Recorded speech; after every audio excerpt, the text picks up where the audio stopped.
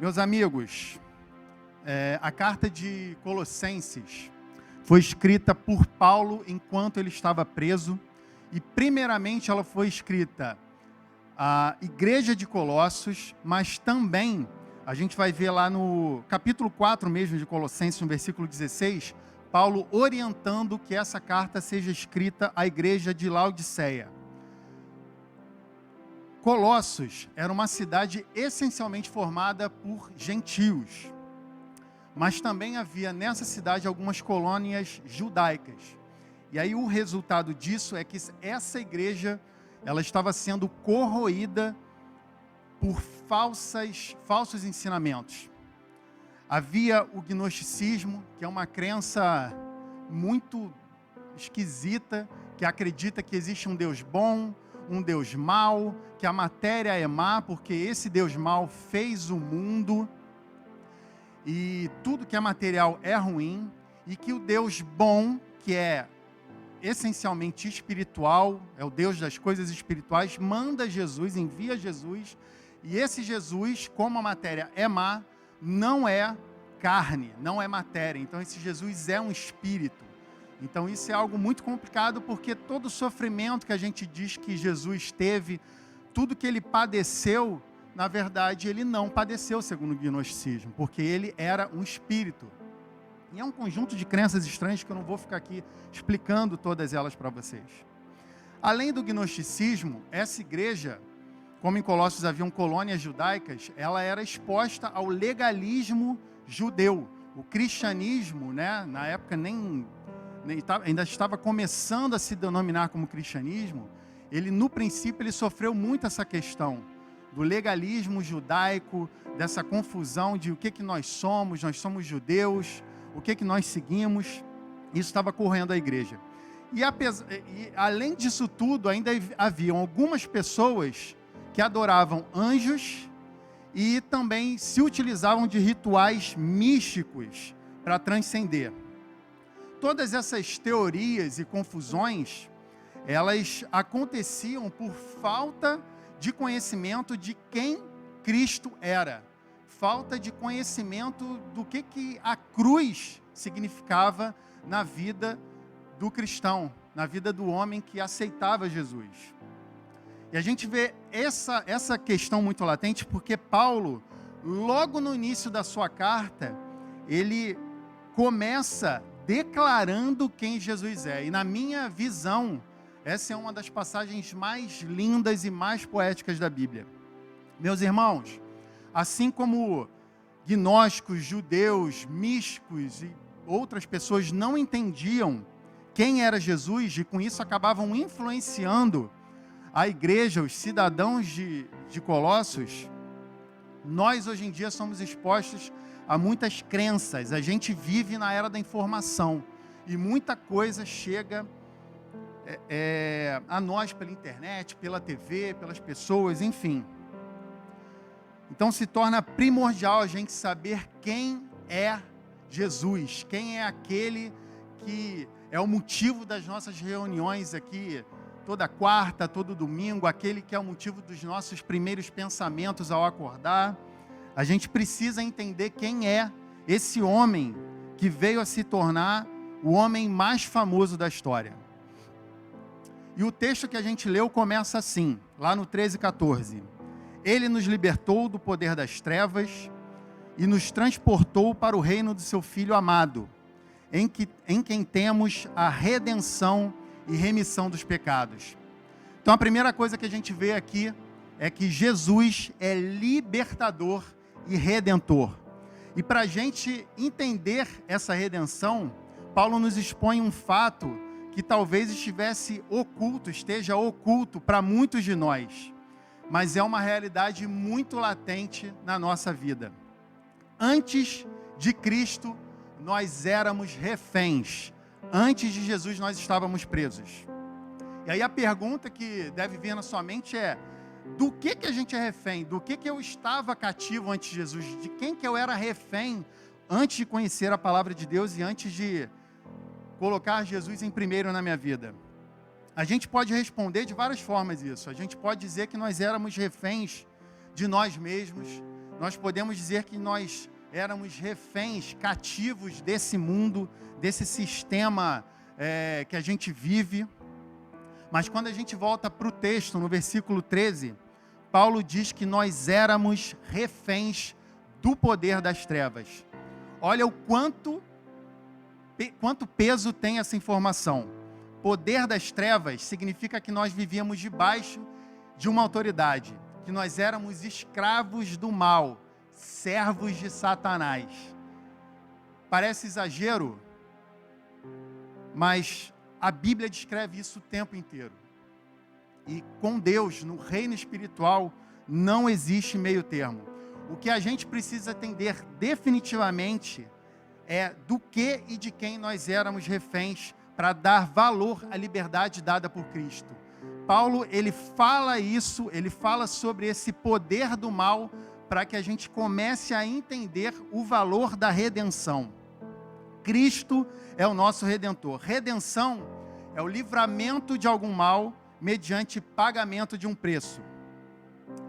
E o preço do resgate foi pago por Cristo na cruz. A gente cantou isso aqui, a gente não sabe o custo disso. A gente não sabe o quanto custou a Deus, a Jesus,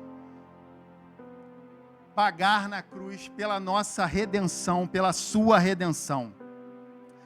Muitos livramentos, eles podem ocorrer sem redenção, ou seja, um livramento pode ocorrer sem se pagar um preço, mas a libertação do pecado, a libertação desse reino das trevas, ele não podia acontecer sem ser pago um preço. Cristo pagou e pagou caríssimo pela minha vida e pela sua vida. A graça que eu e você recebemos todos os dias, ela não foi barata. E aí é muito interessante porque eu comecei estudando sobre esse tema aqui, eu comecei a pesquisar sobre notícias de sequestro, né? A gente, quando fala de redenção, de pagar valor para a libertação, a gente pensa logo em sequestro. E eu estava vendo sobre um sequestro que ocorreu em 1973 e esse caso virou até um filme. O neto do homem mais rico do mundo, na época, é sequestrado. Esse homem, ele era dono de 80% de todo o petróleo existente no planeta. Então, você imagina o quanto esse homem era rico. Durante 5 meses, ele se negou a pagar o resgate do neto. O resgate exigido era de 17 milhões de dólares. Valor alto, mas que para esse homem não significava muita coisa. O que ele alegava é que ele tinha 14 netos no total. Então, se ele pagasse esse resgate, provavelmente iam sequestrar os outros 13, iam exigir a mesma coisa e, de repente, até valores mais altos. E aí, depois de cortarem a orelha desse rapaz e reduzirem o valor de 17 para 3 milhões, ele pagou o valor, sendo que dos 3 milhões e 800 mil, ele cobrou do filho, né? Com juros de 4% ao ano. A história parece bem absurda, né? Mas é real e, como eu falei, virou um filme. E ela não termina por aí. O neto liga para o avô para agradecer a ele pelo que ele fez, mas com raiva o avô se nega a atender a ligação. E a gente vê que todas as ações desse homem foram baseadas no amor dele ao dinheiro. Meus amigos, Deus, ele não negou o seu único e amado Filho. Ele nos entregou e nos entrega cada dia as suas riquezas. Deus não é egoísta. Jesus não fugiu da cruz como alguns acreditam. Jesus, ele encarou aquela cruz. Ele encarou a ira de Deus. E ele morreu por mim e por você. Deus nos resgatou e só ele, ninguém mais podia fazer isso. O caso desse homem que eu falei aqui, se qualquer outra pessoa resolvesse pagar o valor, esse menino seria liberado. Mas se Jesus se nega ou não vem para pagar pelos nossos pecados, ninguém mais podia fazer isso. E a lição que fica é que nós também não devemos negar a Ele aquilo que Ele nos pede. Nós precisamos usar a nossa liberdade em Cristo para Ele e não agir como se fôssemos donos da nossa própria vida. Cristo pagou pela sua vida, não seja egoísta.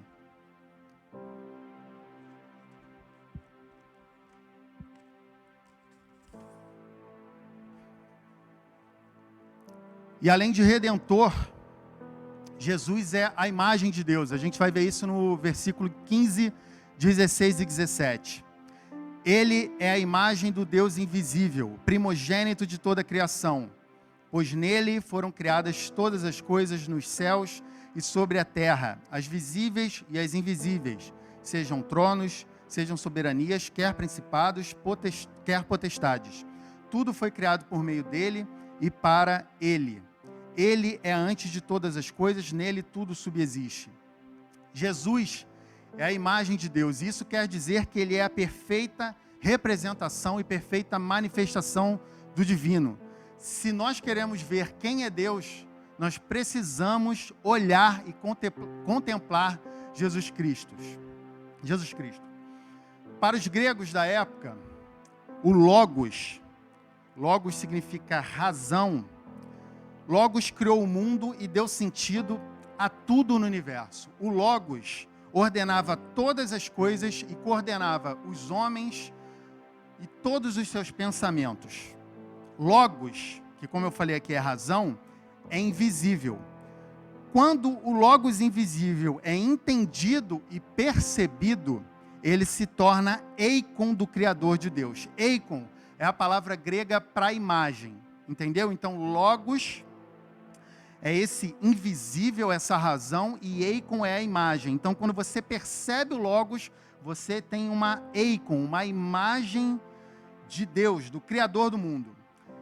Por que eu estou falando isso? Porque no original, quando Paulo escreve imagem, ele usa justamente esse termo, eikon. E fica assim, então, ele é a eikon do Deus invisível, ele é a imagem do Deus invisível. É como se Paulo, profundo conhecedor da mentalidade grega, dissesse assim: durante vários séculos, vocês sonharam, vocês pensaram e escreveram sobre a razão, sobre o logos invisível, e a chamaram de eikon, imagem do Criador.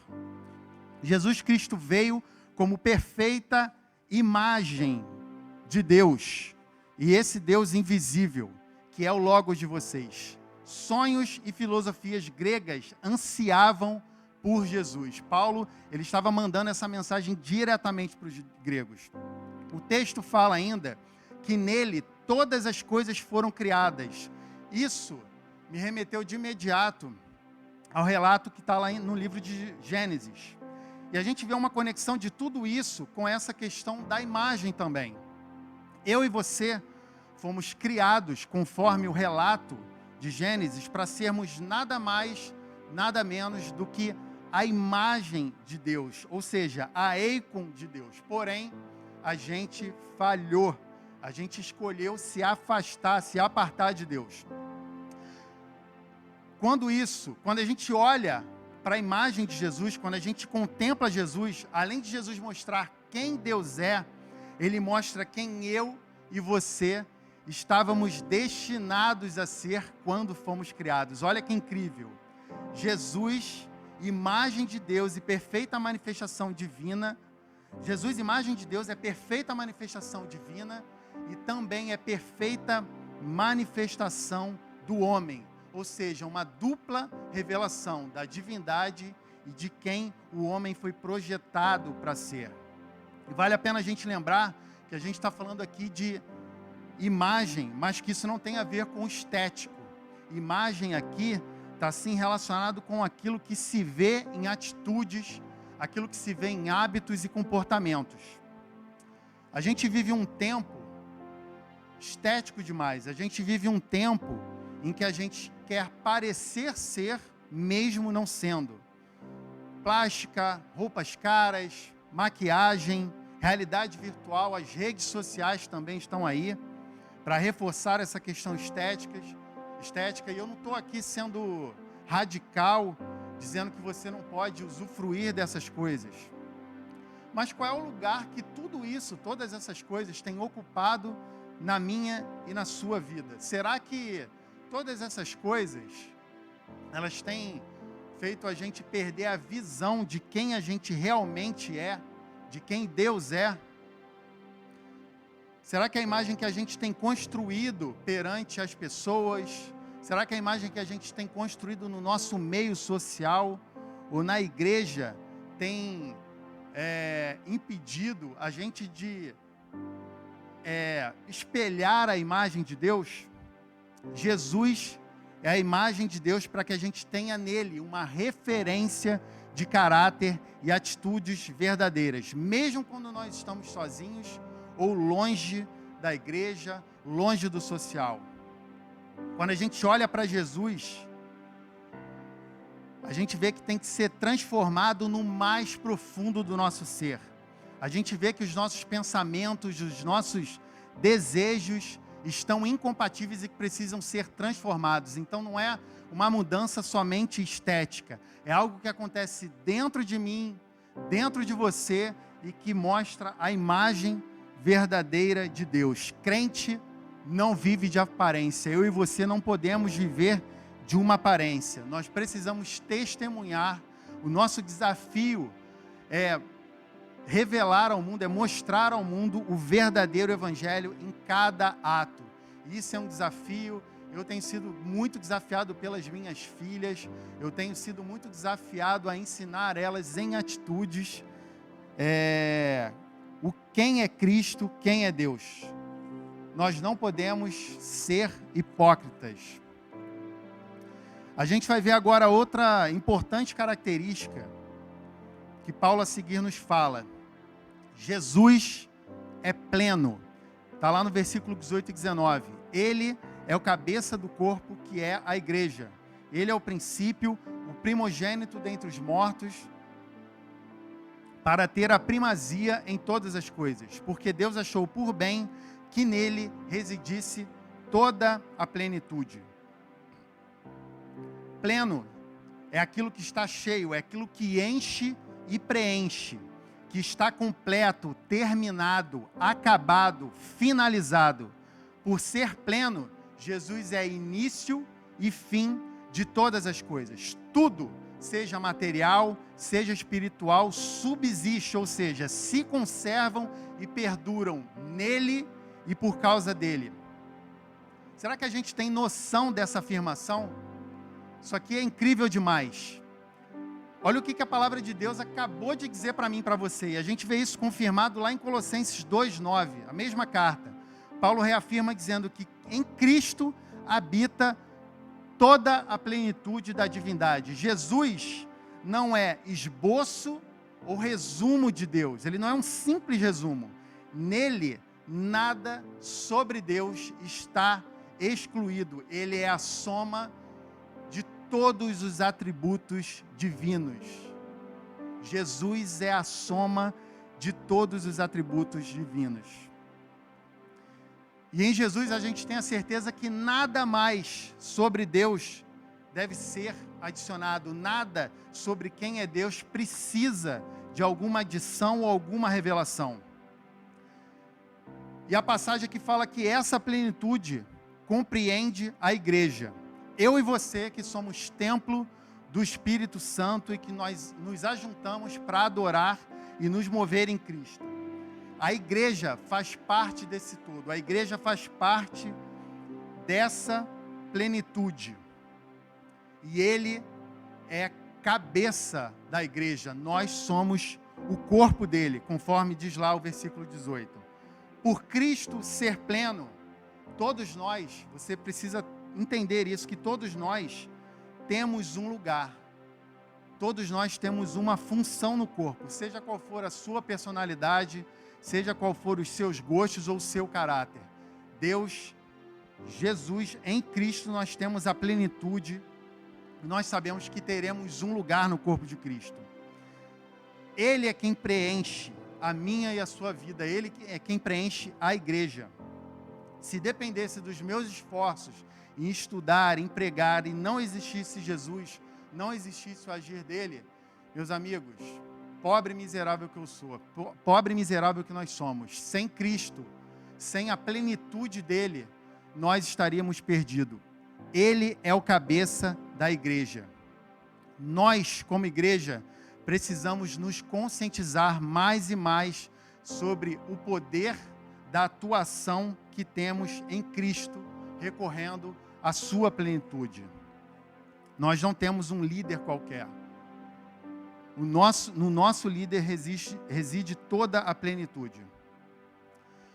Durante um bom tempo, eu busquei em muitas coisas, em muitas amizades, em muitos lugares, ser preenchido e completado.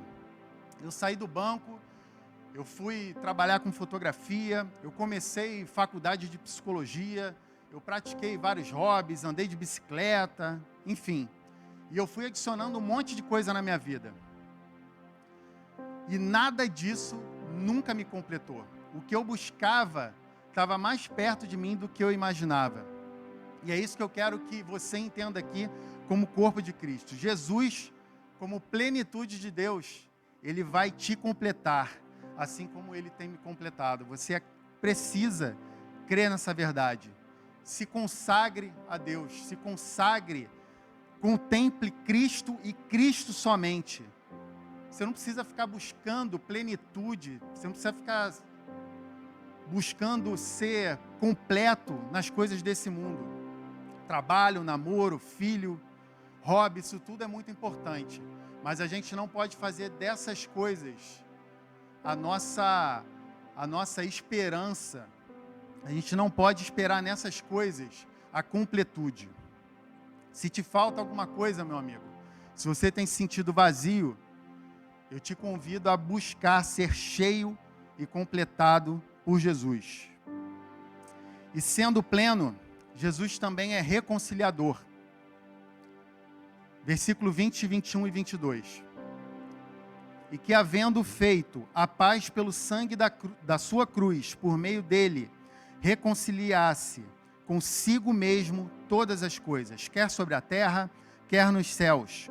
E vocês, que no passado eram estranhos e inimigos, no entendimento pelas obras más que praticavam, agora, porém, ele os reconciliou no corpo da sua carne, mediante a sua morte, para apresentá-los diante dele santos, inculpáveis e irrepreensíveis. Jesus é reconciliador. E a palavra reconciliação, no original, ela não passa uma ideia de voltar ou fazer manutenção de boas relações antes existentes. A palavra reconciliação, no grego, ela se refere à anulação de uma inimizade, de uma rivalidade. Então, Jesus, como reconciliador, ele anula a inimizade entre o homem e Deus. E chega a ser hilário, de uma certa forma, porque o relato da criação nos diz que todas as coisas criadas por Deus obedeciam a Ele. Todas as coisas glorificavam a Deus. E Deus cria o homem, e o homem vira e diz: eu não vou te obedecer, eu não preciso de você, agora é comigo, eu sei o que é melhor para mim. O homem acha que é o topo da criação, né? Mas você consegue entender a seriedade disso? Nós antes éramos inimigos, rivais do Todo-Poderoso. Nós éramos insubmissos a Deus. E a gente não precisa nem ir para o grego. Paulo, ele discorre sobre essa inimizade no próprio texto. Ele fala também sobre sermos estranhos. Aqui o termo para estranho quer dizer afastado e separado. Mas agora, através da morte de Cristo na cruz, a gente é reconciliado com Deus e nós não somos mais inimigos e estranhos. Nós somos amigos e fomos aproximados do Pai. E como eu falei, só Jesus faz isso. Antes, nós éramos separados, nós estávamos separados dele. Agora, nós fomos separados para ele. E conforme eu falei no ponto anterior, a gente tem o privilégio de ser corpo de Cristo aqui na terra. A gente não pode se esquecer que esse desejo de reconciliação, ele não partiu de mim e de você. Essa atitude, ela veio de Deus, unicamente dele. Isso fala muito sobre o caráter dele e o caráter do seu filho. Então, em Deus, começa todo esse processo de salvação. E isso veio pela graça e nós não merecíamos de forma alguma. A cruz é o meio de reconciliação entre nós e Deus. Conforme diz lá em Isaías, o castigo que nos traz a paz estava sobre ele. Paulo fala que todas as coisas no céu, nos céus, são reconciliadas comigo e com você. E essa fala é bastante curiosa. Eu fiquei pensando sobre o que Paulo queria dizer com isso. Todas as coisas nos céus são reconciliadas comigo e com você, com os homens. E aí, eu esmiuçando sobre isso, eu achei uma explicação de um cara chamado Erasmo de Roterdã. É lógico que não é um cara qualquer, ele é um teólogo muito reconhecido na história do cristianismo, e o pastor Alain, ele fala bastante sobre ele nas suas aulas. Erasmo de Roterdã dizia que Paulo, ao afirmar que todas as coisas nos céus foram reconciliadas, é como se até mesmo os anjos estivessem zangados com os homens pelo que nós fizemos a Deus. Além de Deus, todas as coisas espirituais se ofenderam com a nossa rebelião. E a obra redentora de Cristo, a obra dele elimina a ira dos céus, pois o amor de Deus por mim e por você é desmedido. A gente precisa entender a seriedade da nossa rebelião, da nossa insubordinação a Deus, para a gente dar valor à morte de Cristo. Paulo finaliza o trecho afirmando que o propósito dessa reconciliação é santidade. Cristo aceitou tudo isso, padecer e derramar o seu sangue, para nos apresentar inculpáveis e irrepreensíveis perante o Criador. Esse é o poder do Evangelho. E por mais que a gente tente se esforçar, a gente não consegue entender essa obra, a gente não consegue entender o peso disso na nossa vida. A gente cantou aqui sobre isso. O resultado disso é que a gente deve odiar, lutar contra os nossos pecados e amar a cada dia mais e mais esse Deus grandioso. Cristo, ele já faz o principal, ele me apresenta, ele te apresenta inculpável perante Deus. A participação que eu e você temos perante Deus, a nossa cooperação é na santificação, é manter a nossa santidade, é buscá-lo em oração, é buscá-lo na palavra, é se consagrando e abandonando cada dia mais as nossas obras e pecados. Nós precisamos ser testemunhas dessa reconciliação. E a gente só vai conseguir fazer isso em santidade e buscando a Ele todos os dias. E aí a conclusão, aquilo que eu quero que você pense com a palavra de hoje é: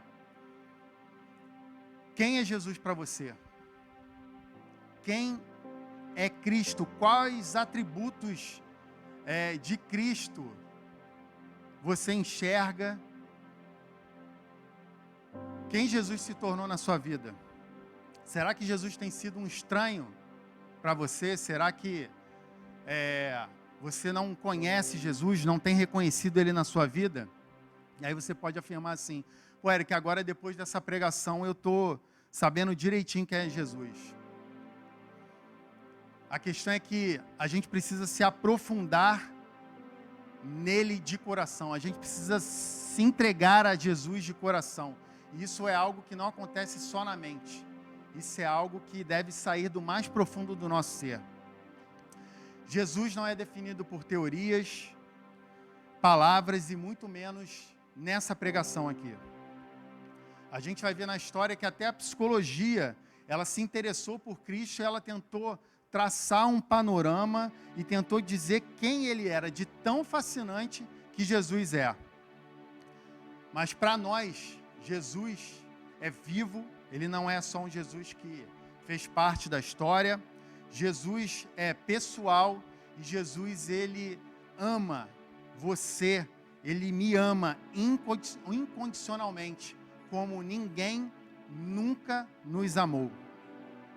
Relação com Deus envolve adoração, devoção e contemplação. E nós só temos acesso a Deus por causa de Jesus.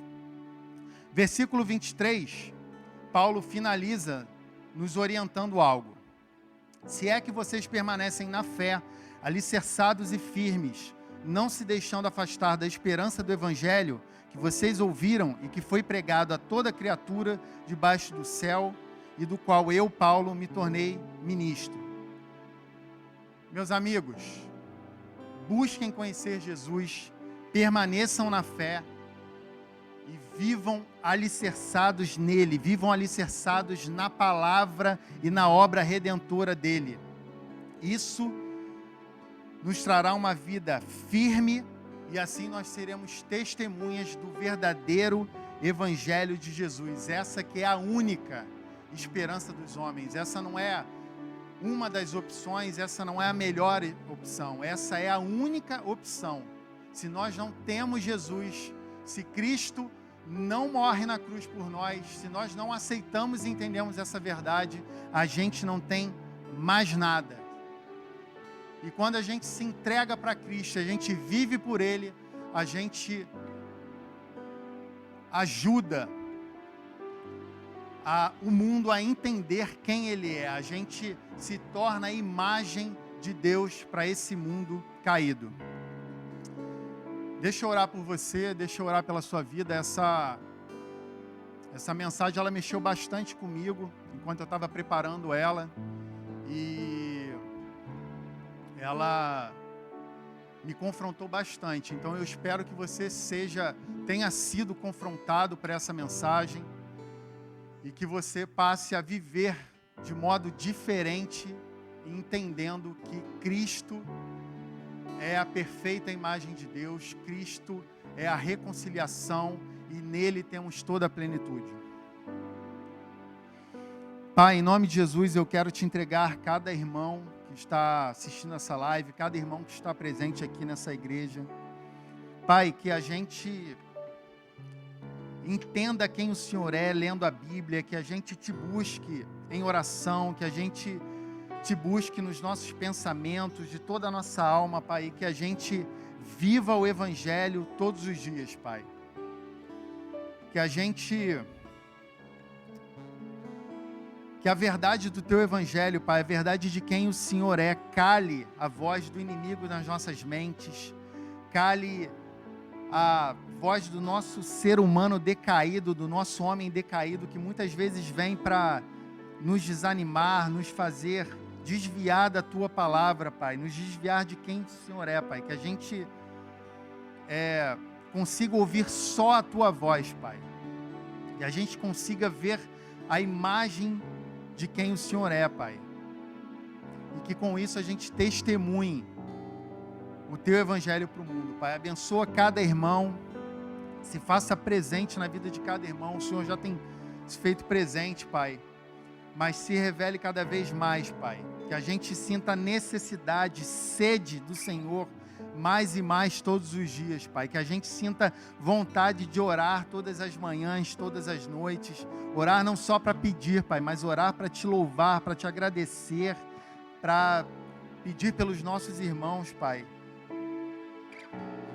Em nome de Jesus, Senhor, abençoa cada irmão.